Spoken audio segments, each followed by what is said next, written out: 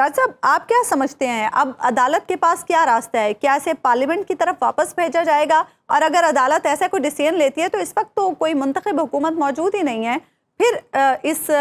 कानून का क्या होगा?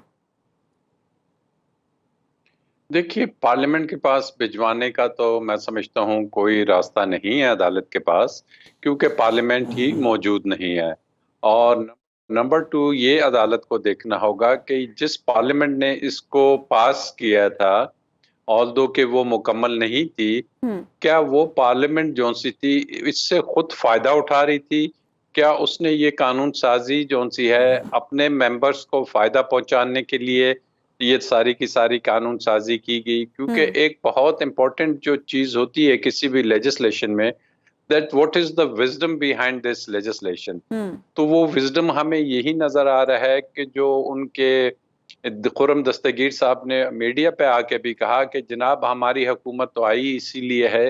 कि हम ये मेगा करप्शन के केसेस को ख़त्म करें। और अल्टीमेटली हमें क्या नज़र आया कि सुप्रीम कोर्ट ने जो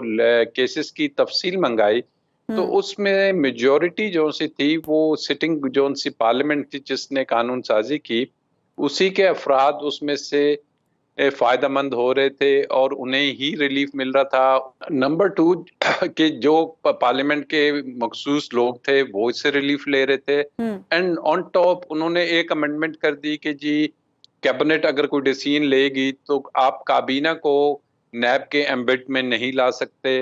अजीब सी बात हो गई कि जी अगर काबीना कहती है कि जनाब चीनी को एक्सपोर्ट कर दें, हाँ जी कैबिनेट ने अप्रूवल दे दी, जिसका फायदा क्या हो रहा है कि वो जितने भी माफियाज हैं, शुगर माफियाज, उनको अरबों रुपए का फायदा पहुंच गया। अब चूंकि कैबिनेट ने इसको अप्रूवल दे दी तो उस पे केस नहीं बन, एक अजीब सी ये उन्होंने दे दी। फिर सीसीआई की और जो कैबिनेट की कमेटीज होती हैं उनके ऊपर लागू नहीं होगा। सबसे इम्पोर्टेंट जो अमेंडमेंट कर दी कि जी सेक्शन 14 है नैब ऑर्डिनेंस का, जो कि कहता है कि एक पब्लिक सर्वेंट जो सा है, ये अगर उसके पास उसके जो एसेट्स हैं उसकी नॉन सोर्स ऑफ इनकम से बढ़ के हैं, यानी कि अगर एक पटवारी या तहसीलदार है उसके पास अगर 3-4 BMWs हैं, तो इन्होंने सेक्शन 14 खत्म कर दिया। अब वो शख्स या वो तहसीलदार या पटवारी ये नहीं बताएगा कि वो BMWs या वो मर्सिडीज उसने कहाँ से ली, बल्कि अब नैब साबित करे कि जी फलाना कोई एक ट्रांजैक्शन हुई थी और उस ट्रांजैक्शन में ये एविडेंस है कि तुमने इतनी रिश्वत ली थी, जो कि दुनिया भर में नहीं हो रहा। दुनिया भर में पब्लिक ऑफिस होल्डर्स के खिलाफ जो अकाउंटेबिलिटी है उसको सख्त से सख्त किया जा रहा है, क्योंकि वो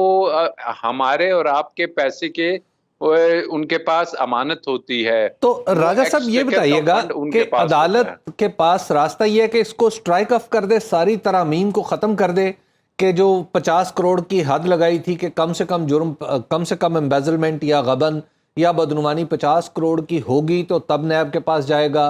और जिन लोगों को रिलीफ मिला था उसके ज़रिए वो भी ख़त्म हो जाएगा। तो क्या ये होगा, स्ट्राइक ऑफ कर देगी अदालत इस कानून को, इस तरमीम को? बिल्कुल अदालत इसको कह सकती है, क्योंकि ये जो आइन अमेंडमेंट्स हैं ये चैलेंज हुई थी कि ये अल्ट्रा वारिज हैं एक बुनियादी फंडामेंटल राइट के, और जो आपका हमारा या अवाम का बुनियादी फंडामेंटल राइट है कि उसको एक करप्शन फ्री गवर्नमेंट मिले, corruption free public office holders मिले। ये तो अगर वो ये समझते हैं कि ये अमेंडमेंट्स जो सी हैं ये तो उस बुनियादी हक के खिलाफ हैं, तो वो इसको बिल्कुल स्ट्राइक डाउन करेंगी, क्योंकि इससे जो करप्शन को आप एक तरीके से लेजिटिमाइज कर रहे हैं कि जब आप कहते हैं कि 49 करोड़ की तो करप्शन का आप नैब के एम्बिट में नहीं आएंगे, 50 करोड़ के अगर आप कोई ऐसी हाउसिंग स्कीम बना लेते हैं, और ये टेलर मेड थी, हर केस को जाती तौर पे देखा गया कि जनाब फलाने शख्स का केस है, ये किस तरीके से निकल सकता है। अगर किसी ने हाउसिंग स्कीम्स बनाई थी तो उसमें कह दिया गया कि जी जनाब 200 बंदे अगर आके कंप्लेंट करेंगे तब जाके ये नैब के होगा कि उन्होंने देख लिया कि जनाब फलाने हाउसिंग में तो 100 कंप्लेनेंट थे, उनको अपने अपार्टमेंट्स या फ्लैट्स नहीं मिले। फिर ऑन टॉप ये कह दिया कि जो सरकारी मुलाजमीन हैं कि अगर वो उनके किसी अमल से किसी थर्ड शख्स को फायदा होता है,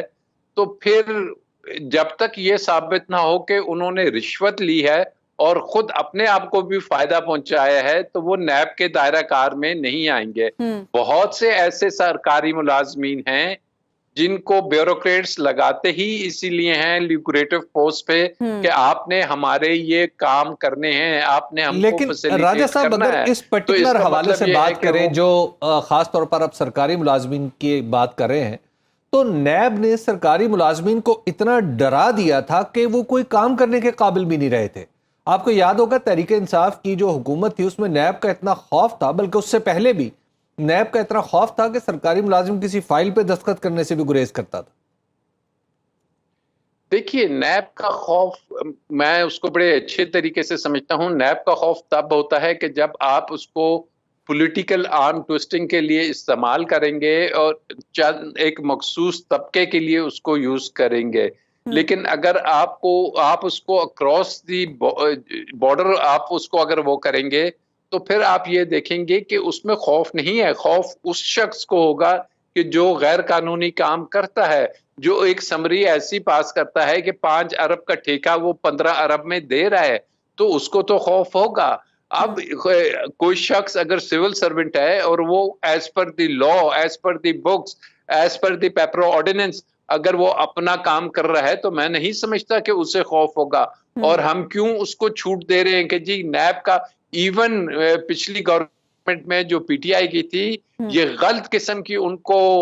ये मशवरा दिया गया था कि जी नैब में फलाना ऑर्डिनेंस ले आए, क्योंकि उस वक्त जो लॉ मिनिस्टर थे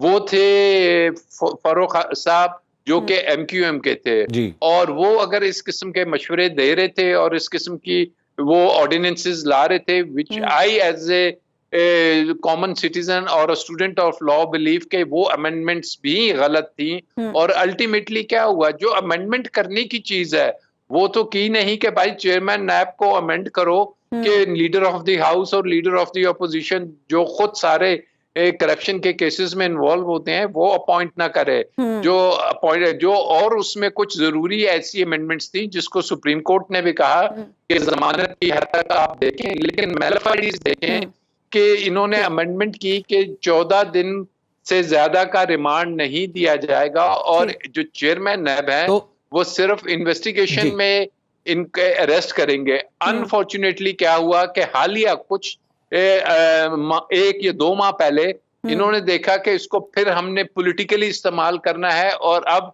एक पर्सन स्पेसिफिक को जाके गिरफ्तार करना है, तो इन्होंने वो अमेंडमेंट खत्म की, रातों रात ऑर्डिनेंस आया और ऑर्डिनेंस ये आया कि अब इंक्वायरी में भी अरेस्ट हो सकता है और 14 दिन के रिमांड को बढ़ा के 30 दिन का तो कर ये दिया। बताइएगा कि अब अगर अदालत इस पे फैसला करती है, खा वो शॉर्ट एंड स्वीट ही क्यों ना हो,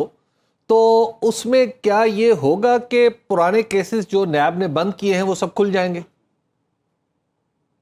बिल्कुल जी, ये शॉर्ट एंड स्वीट होगा आप और हमारे लिए, लेकिन मेगा करप्शन के केसेस को क्लोजर करवाया है, वो तमाम केसेस रीओपन हो जाएंगे। जिस पोजीशन पे वो थे उसी पोजीशन पे वो दोबारा से आएंगे। सुनो न्यूज़ का यूट्यूब चैनल ही आपकी खिदमत में बेलाग तबसरे और गैर जानिबदार तज्जिए लेकर आता है।